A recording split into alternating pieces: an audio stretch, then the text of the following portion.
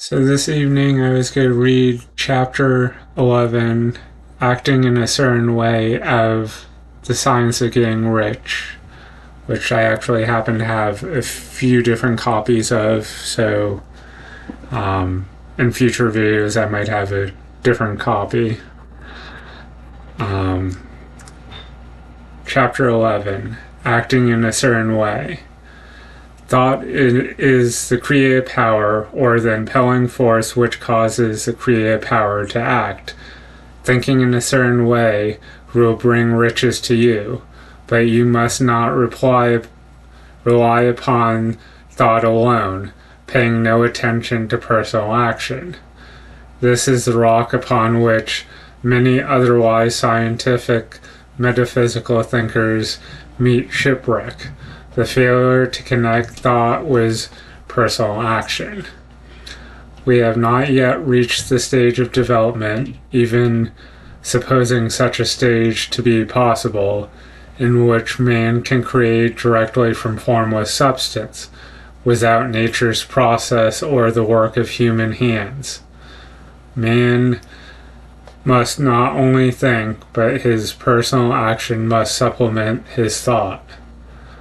By thought, you can cause the gold in the hearts of the mountains to be impelled towards you, but it will not mine itself, refine itself, coin itself into double eagles, and come rolling along the roads seeking its way into your pockets.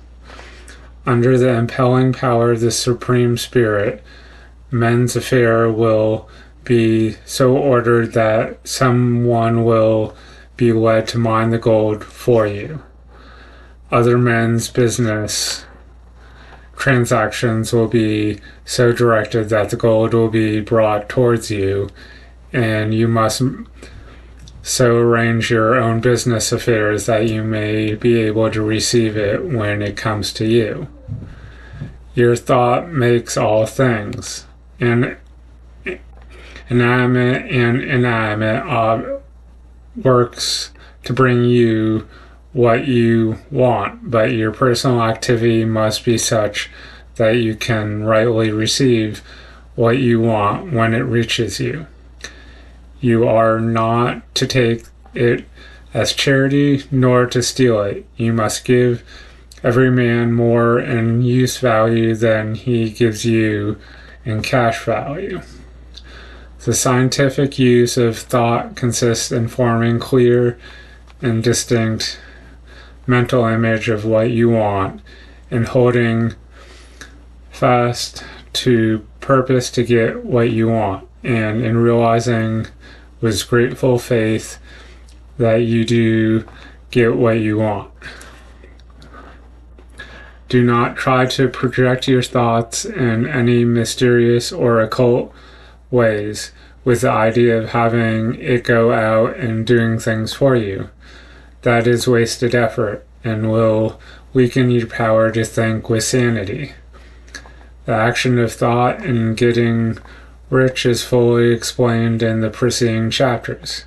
Your faith and purpose positively impress your vision upon formless substance, which has the same desire for more life than you have, and this vision received from you sets all the creative forces at work in and through their regular channels of action, but directed towards you. It is not it's not your part to guide or supervise the creative process. All you have to do with that is to retain your vision, stick to your purpose, and maintain your faith and gratitude. But you must act in a certain way so that you can appropriate what is yours when it comes to you, so that you can meet the things you have in your picture and put them in their proper places as they arrive. You can really see the truth of this. When things reach you, they will be in your hands, in the hands of other men, who will ask an equivalent for them. And you can only get what is yours by giving the other man what is his. Your pocketbook is not going to be transformed into a Fortunata's purse, which shall be always full of money without effort on your part. This is a crucial point in the science of getting rich, right here where thought and personal action must be combined. There are very many people who consciously or unconsciously set the creative forces in action by the strength and persistence of their desire, but who remain poor because they do not provide for the reception of the things they want when it comes. By thought, the things you want is brought to you. By action, you receive it. When whatever your action is to be, it is evident that you must act now. You cannot act in the past, and it is essential to the clearness of your mental vision that you dismiss the past from your mind. You cannot act in the future, for the future is not here yet, and you cannot tell how you will want to act in the future contingency until the contingency has arrived. Because you are not in the right business or right environment now, do not think that you must postpone action until you get into the right business or environment. And do not spend time in the present taking thought as to be the best course in possible future emergencies. Have faith in your ability to meet an emergency when it arrives. If you act in the present with your mind on the future, your present action will be with a divided mind and will not be effective. Put your whole mind into the present action. Do not give your creative impulse to original substance and then sit down and wait for results. If you do, you will never get them. Act now. There is never any time but now, and there never will be any time but now. If you are ever to begin to take ready for the reception of what you want, you must begin now.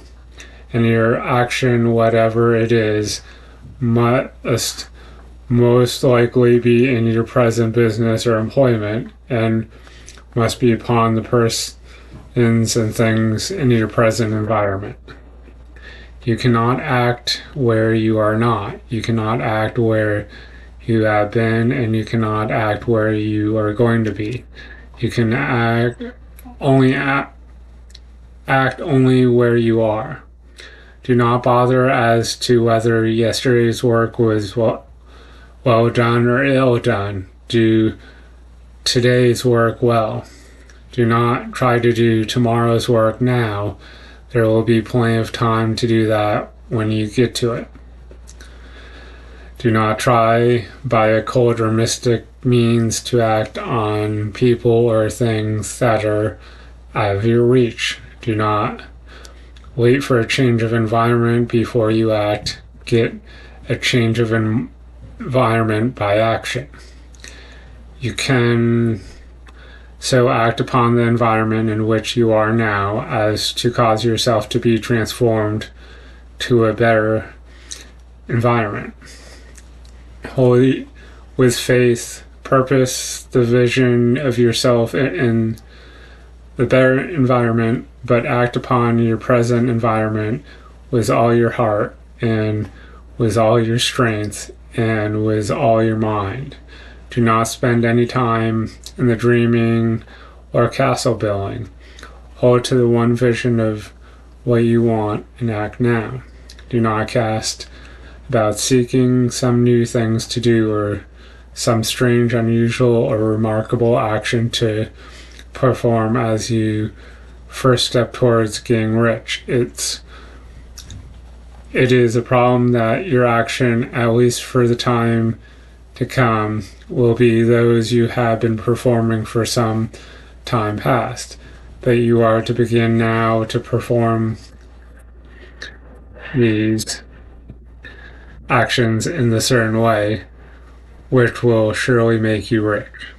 If you are to engage in some business and feel that it is not the right one for you, do not wait until you get into the right business before you begin to act. Do not feel discouraged or sit down and lament because you are misplaced. No man was ever so misplaced but that he could not find the right place, and no man ever became so involved in the wrong business but that he could get into the right business. Hold the vision of yourself in the right business with the purpose to get into it, and the faith that you will get into it and are getting into it. But act in your present business. Use your present business as the means of getting a better one, and use your present environment as a means of getting into a better one. Your vision of the right business, if held with faith and purpose, will cause the Supreme to move the right business towards you, and your action, if performed in the certain way, will cause you to move towards the business. If you are an employee or a wage earner and feel you must change place in order to get what you want, do not project your thought into the space and rely upon it to get you another job. It will probably fail to do so. Hold the vision of yourself in the job you want while you act with faith and purpose on the job you have, and you will certainly get the job you want. Your vision and faith set the creative force in motion to bring it towards you, and your action will cause the force in your own environment to move you towards the place you want.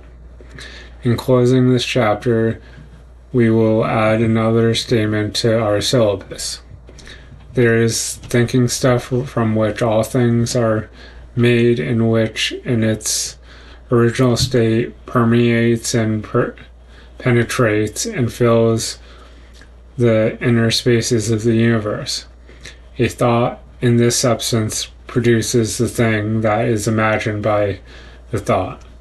Man can form things in thought, and by impressing his thought upon formless substance, can cause the thing he thinks about to be created.